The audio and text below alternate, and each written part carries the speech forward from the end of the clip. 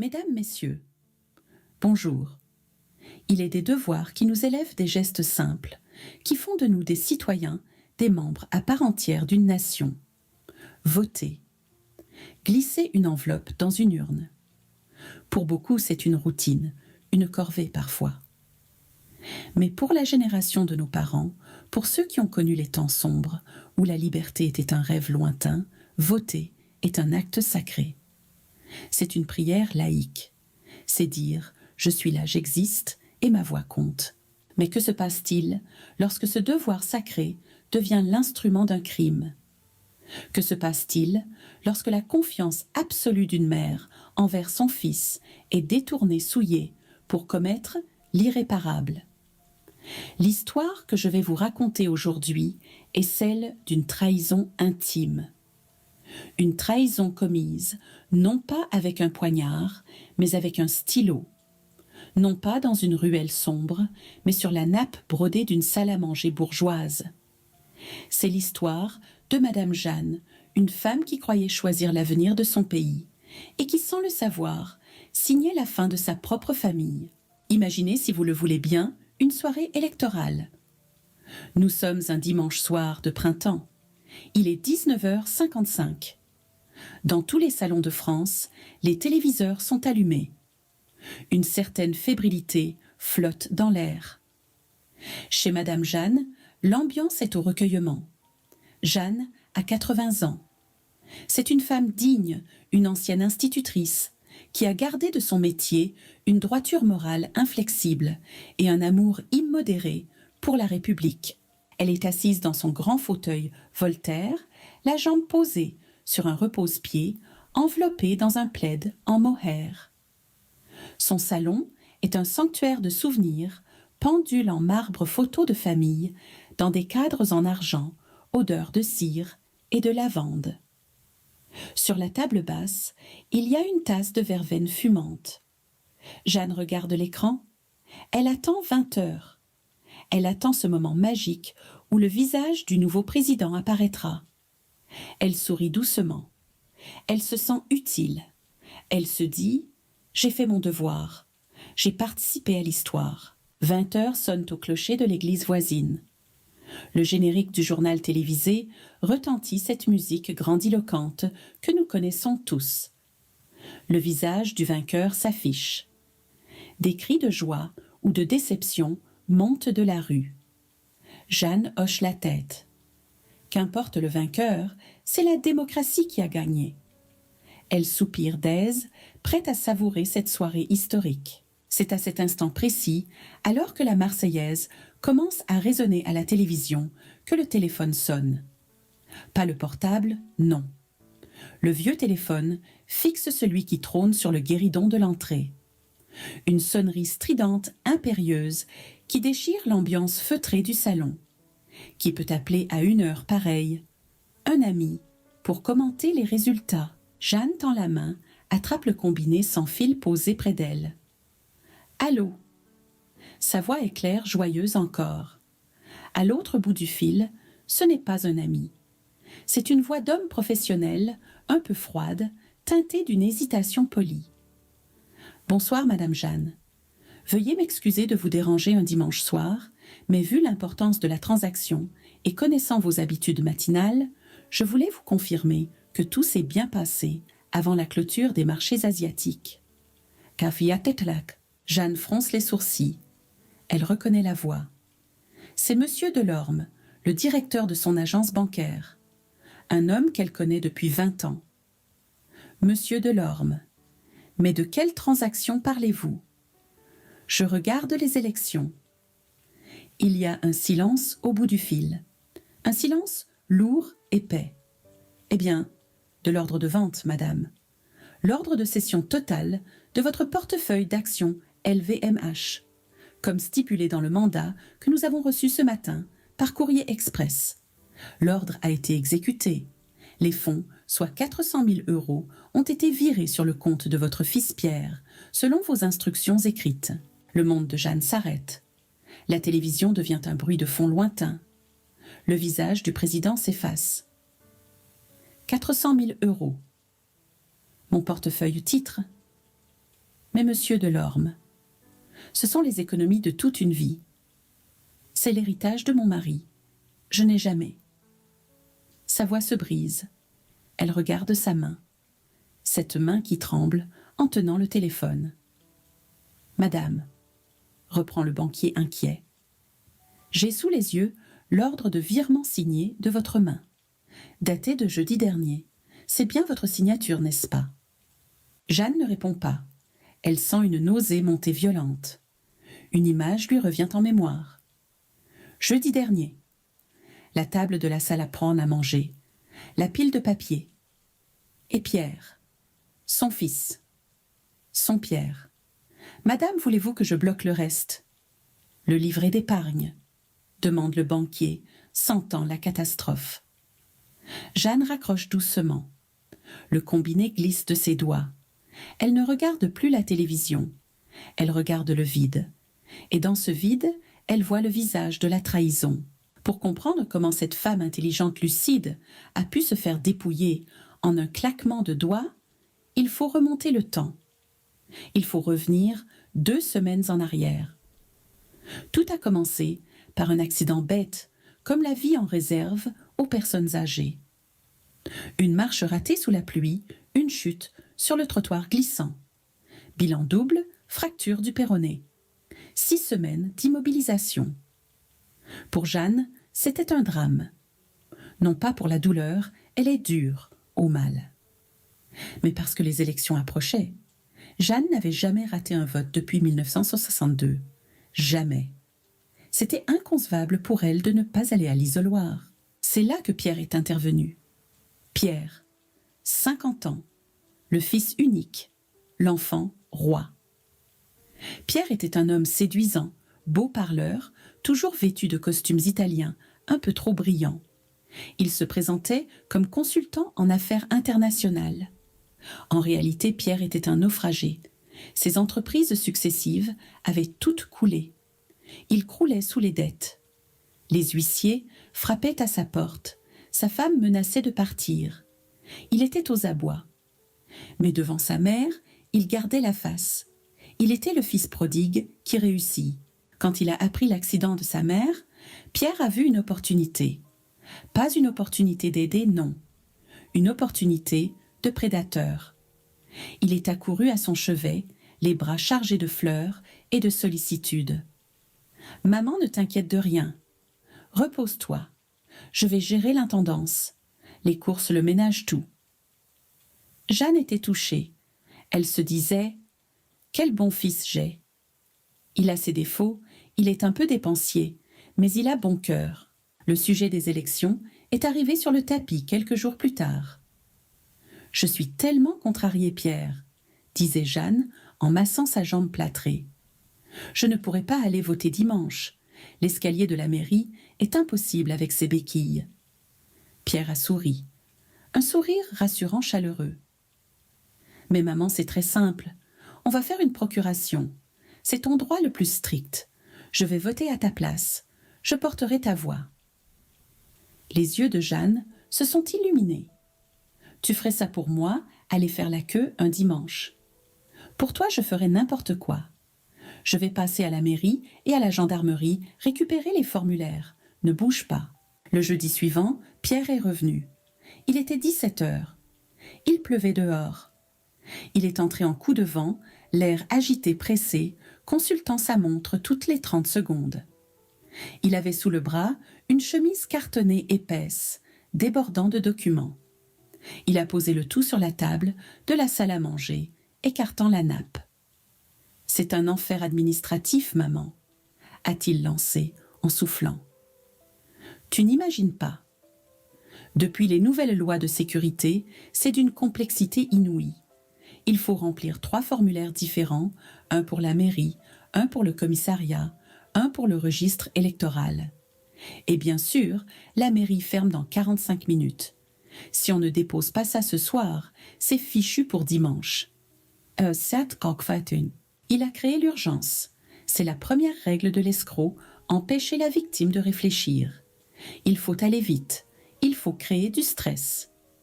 Jeanne a attrapé ses lunettes. « Fais voir, mon chéri. » Pierre a étalé les papiers.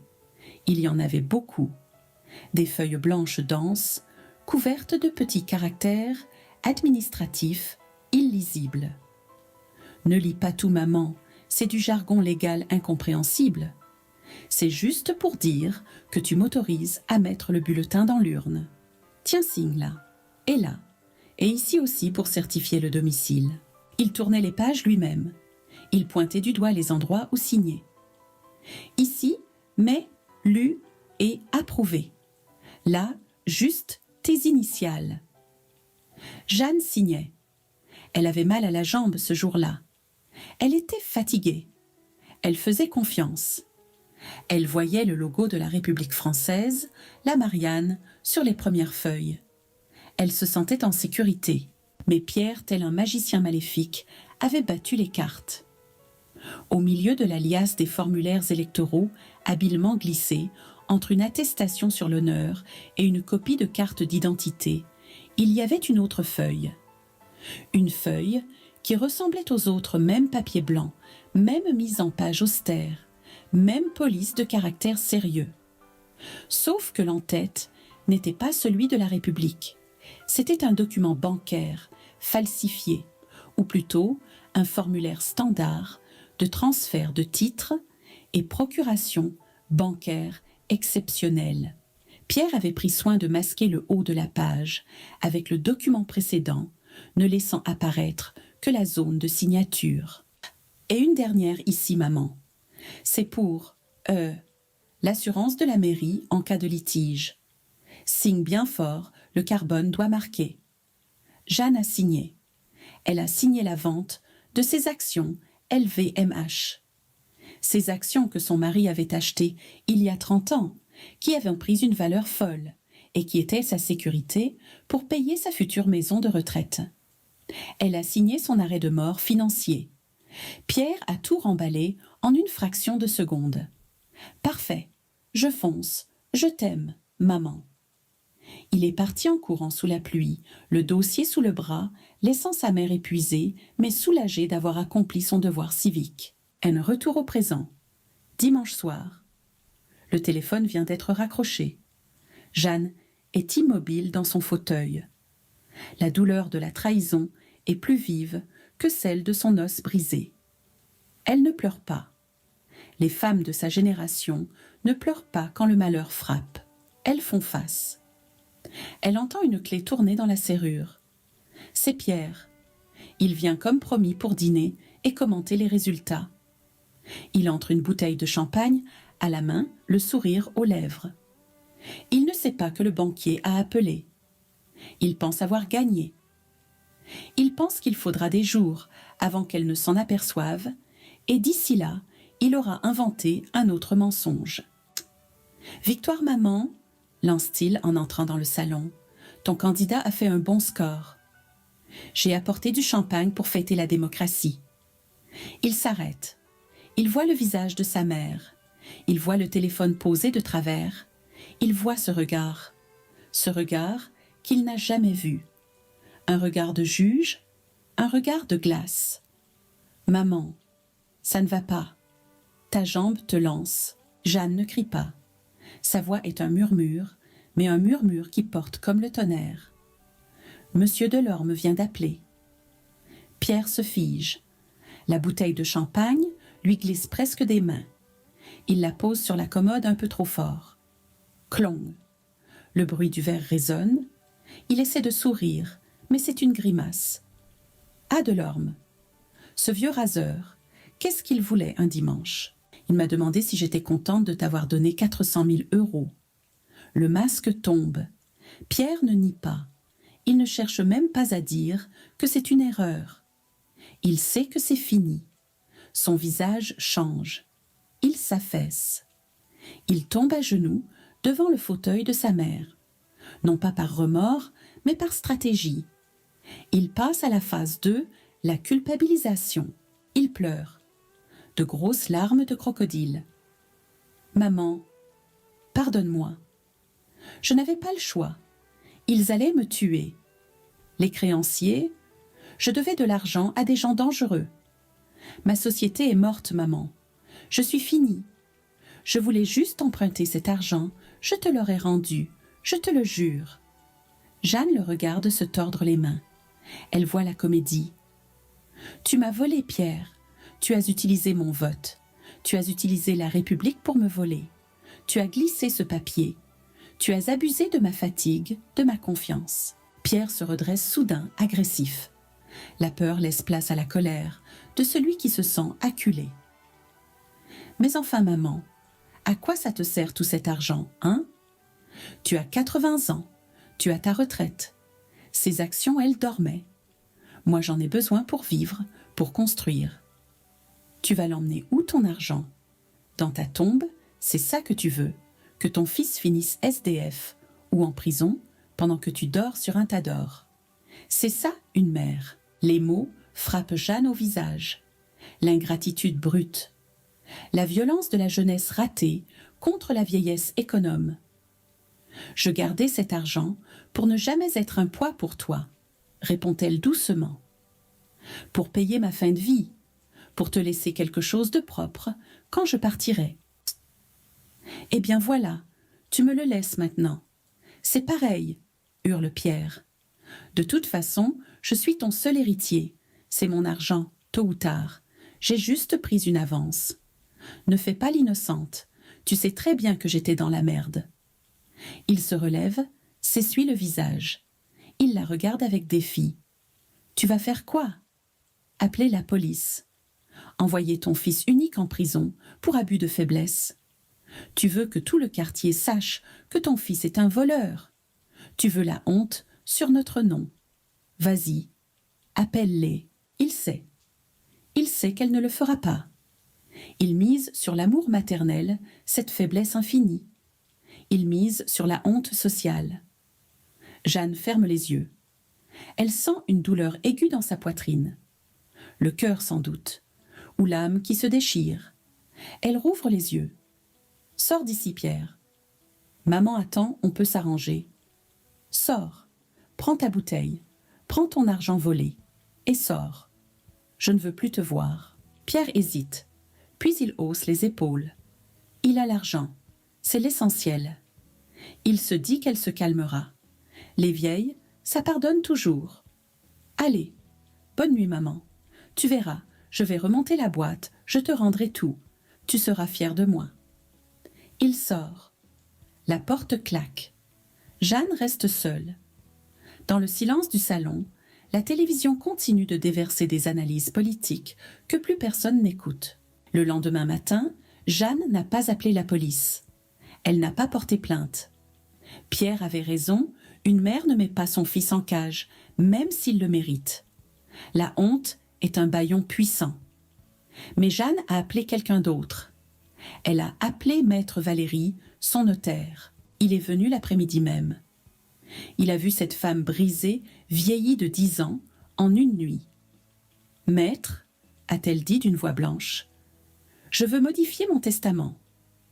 Aujourd'hui même. »« Bien sûr, Madame Jeanne. Vous voulez changer la répartition ? » ?»« Non. Je veux tout changer. Pierre a déjà pris sa part. Il a pris ce qu'il estimait être son dû. Il n'aura plus un centime. Pas la maison. Pas les bijoux. Pas les meubles. Rien. » Le notaire gêné a tenté de lui expliquer la loi française, la réserve héréditaire, le fait qu'on ne peut pas déshériter totalement un enfant. Jeanne a souri, un sourire triste et rusé. « Je sais. Alors nous allons vendre. Je vais vendre la maison en viager. Je vais vendre les bijoux. Et je vais tout donner de mon vivant à des œuvres. À la Croix-Rouge, aux orphelins apprentis d'Auteuil, à ceux qui ont vraiment besoin d'aide et qui savent dire merci. Pierre aura la réserve héréditaire sur ce qu'il restera, c'est-à-dire rien. Et c'est ce qu'elle a fait. Pierre a sauvé son entreprise avec les 400 000 €. Il a continué à parader, pensant avoir gagné la partie. Il n'est jamais revenu voir sa mère trop lâche pour affronter son regard attendant, simplement qu'elle passe, pour récupérer le reste, la grosse maison en pierre, le terrain. Jeanne est morte 3 ans plus tard, seule mais digne. Le jour de l'ouverture du testament, Pierre était là, assis au premier rang, en costume noir, jouant le fils éploré. Il calculait déjà le prix de vente de la maison.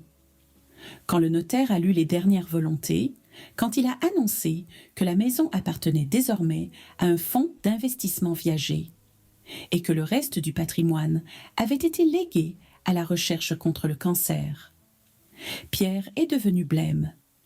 Il s'est levé furieux. Mais c'est impossible, elle n'avait pas le droit. Le notaire a baissé ses lunettes et l'a regardé froidement. « Votre mère m'a laissé une lettre pour vous. Tenez. » Pierre a pris l'enveloppe. Il l'a ouverte. Il n'y avait qu'une phrase écrite, d'une main tremblante, mais ferme. « Tu as volé mon passé, mais tu ne voleras pas mon éternité. J'ai voté une dernière fois, Pierre, et je n'ai pas voté pour toi. Mesdames, messieurs, cette histoire est une tragédie moderne. Elle nous rappelle que la confiance n'exclut pas le contrôle. Elle nous rappelle que l'argent peut pourrir les liens les plus sacrés. Jeanne a perdu sa fortune, mais elle a gardé son honneur. Pierre a gardé l'argent, mais il a perdu son âme. Et le soir, quand il regarde ses comptes en banque, je suis sûre qu'il sent encore quelque part le poids de ce stylo qu'il a tendu à sa mère ce jour de pluie, où il a cru pouvoir acheter sa vie avec une trahison. N'oubliez jamais protéger vos aînés. Protégez-vous. Et quand vous signez un papier, même tendu par la main d'un ange, prenez le temps de lire. Toujours. C'était le vote de la trahison. Merci de m'avoir écouté. À bientôt.